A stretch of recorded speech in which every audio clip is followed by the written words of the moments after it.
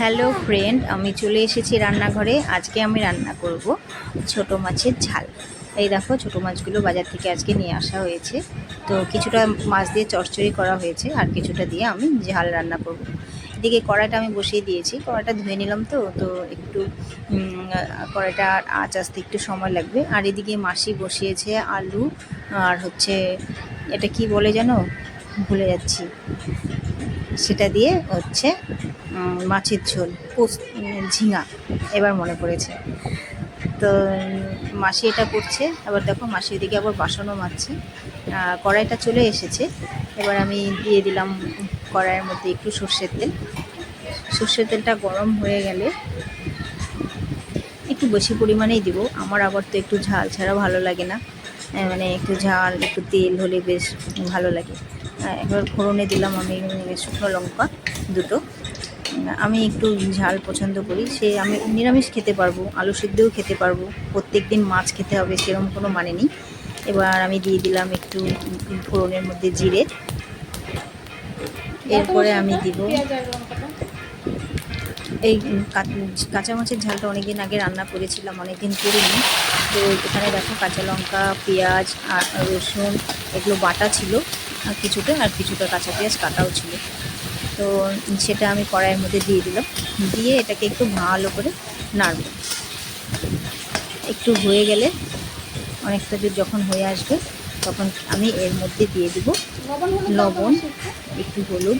তো মাসি আমাকে বলছে লবণ নাকি মাছের মধ্যে অনেকটাই দিয়েছে, তো আগে মানে লবণটা না দিতে।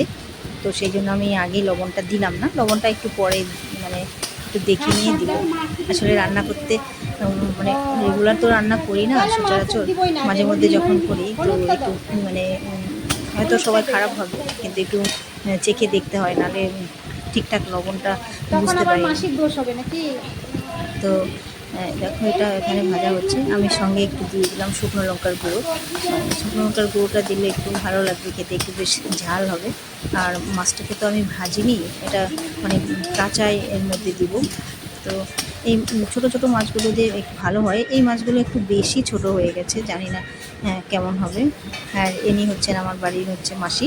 ইনি আমাদের বাড়িতে কাজ করেন আর কি, রান্না টান্না করে, বাসন মানে রান্নাঘরের পুরো দায়িত্ব মাসিরই আছে। আমাদের 3 জায়ের ছোটো ছোটো বাচ্চা। তো আমরা সেইভাবে রান্নাবাড়ি করি না, মাঝে মধ্যে মাসি না আসলে করতে হয়। আর নিজেদের যার যে কাজ আছে, ঘরদোর গোছানো শুরু থেকে কাপড় কাচা, কাপড়ও কেচে দিত মাসি, বা অন্য লোকও ছিল যখন বাচ্চাগুলো ছোট ছিল। এখন যে যার বাচ্চা মোটামুটি অনেকটা বড় হয়ে গেছে, কারো 2 বছর, কারো 3 বছর, কারো 4 বছর। তো এখন নিজেদের কাজগুলো নিজেরাই করি, কিন্তু রান্নাঘরের দায়িত্বটা মাসিই সামলায়। মাঝে মধ্যে আমাদের যেটা মনে হয় যেটা করব সেরকম সেটা আমরা করে ফেলি। আজকে যেরকম ছোটো মাছের চচ্চড়িটা আমার মেজো জা রান্না করেছে, আর মাসি মাছের ঝোলটা করছে, আর আমি হচ্ছে এই ঝালটা রান্না করছি। আজকে আমি আমার বরের সেন্টারে যাইনি, কেননা মনে হলো আজকে যাব না, থাক। তো বাড়িতেই আছি, বাবুকে স্কুলে দিয়ে এসে আর একটু পরে স্নান পুজো করে স্কুল থেকে বাবুকে আনতে যাব। তো অনেকটা ভাজা ভাজা হয়ে গেছে দেখো, খুব অল্প আছে ভেজে নিলাম এটাকে আমি। এইভাবে এটাকে ভালো করে একটু নেড়ে চেড়ে নেব। দেখো, অনেকটা হয়ে এসছে প্রায়। তো এরকমভাবে আমার মনে হচ্ছে আজকে পেঁয়াজটা একটু বেশি হয়ে গেছে, পেঁয়াজ কুচিটা একটু কম দিতে হবে, মানে পেঁয়াজ বাটা রসুন বাটাটা একটু বেশি দিতে হবে। আমি অনেক দিন পরে করলাম তো ভুলে গেছিলাম। তো মানে ছিল থালাটার মধ্যে, পুরোটা দিয়ে দিলাম ঢেলে, তোমরা দেখতেই পারলে। তো তোমরা এখন দেখো, আমি একটু ঝোল দিয়ে দিচ্ছি, পরিমাণ মতো তোমরা দিয়ে নেবে, যে যেমনটা পারো আর কি খেতে। অনেকেই বেশ, যাদের একটু বেশি হবে তারা বেশি দিবে, যাদের কম হবে তাদের কম দেবে। আমি মোটামুটি দিলাম। আর আমাদের বাড়িতে একটু আমাদের তো জয়েন্ট ফ্যামিলি, আগেই বলেছি, তো পরিমাণে একটু বেশিই লাগবে। তো আমি একটু ঝোলটা বেশিই দিলাম। তো এই ঝোলটা মোটামুটি যখন ফুটবে আর কি, একটু খানিকটা জাল হয়ে গেলে, তখন আমি এই ছোটো মাছগুলো এর মধ্যে দিয়ে দেবো। এই যে দেখো, মাছগুলো আমি এখন অনেকটা জাল হয়ে গেছে, তো এর মধ্যে দিয়ে দিলাম। দিয়ে এবার মাছগুলোকে একটু ভালো করে নেড়ে চেড়ে নেব। এইভাবে নাড়াচাড়া করে রেখে দেব। তো যখন অনেকটা ফুটে যাবে, তো আমি কিন্তু এর মধ্যে যখন মশলাগুলো কষাচ্ছিলাম তখন কিন্তু মিট মশলার গুঁড়ো একটু দিয়েছিলাম। তোমরা চাইলে একটু মিট মশলার গুঁড়োও দিয়ে দিতে পারো। আর নামানোর আগে একটু গরম মশলা দিয়ে নামিয়ে নেবে। আর লবণ একটু চেখে, যাদের আইডিয়া ঠিক আছে তারা দেখবে না, যাদের নেই তারা দেখে নিতেই পারো। আমি তো দেখে ওখানে সঙ্গে সঙ্গে হাত মুখ সব ধুয়ে নিই, হয়ে যায়। বা কেউ যদি পাশে থাকে তাকেও বলি যে একটু দেখো তো কেমন হয়েছে। তো এখানে কে যেন এসে তার সঙ্গে একটু গল্প করছিলাম। কে যে হবে, এটা আমার ছোটো যাই হবে মনে হয়, দেখা যাচ্ছে না। তো আমি তো রেকর্ডিংটা পরে করছি। তো এবার দেখো, ওটা মাসি। বেশ গরম যা পড়েছে আজকে। রান্নাঘরে রান্না করতে করতে একটু আমার যা আর মাসি ছিল, ছোটো যা ছিল, ওদের সঙ্গে একটু গল্পও করে নিচ্ছি।